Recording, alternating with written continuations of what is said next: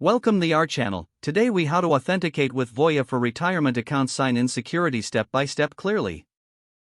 Open your web browser and navigate to the Voya login page. Locate the sign-in button and click on it. Enter your username in the designated field. Click on the Continue button to advance to the next step. You will be prompted to enter your password. Type your password carefully in the provided field. Now, look for the Authentication options screen. Choose your preferred method for authentication. You may select options such as email, text message, or an authentication app. If you choose email, check your inbox for a verification code. If you select text message, find the code sent to your mobile device. For an authentication app, open the app to retrieve your code. Enter the verification code in the specified field on the Voya site. Click the Verify button after entering the code.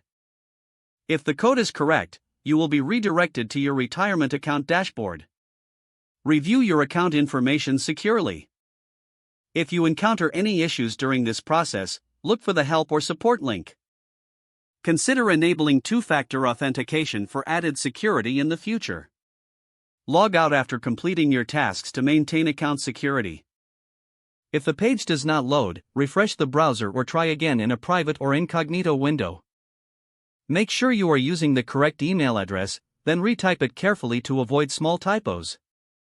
If your password is not accepted, use the Reset option and create a new strong password you can remember. Check your spam folder for verification or security emails, then complete any requested confirmation steps.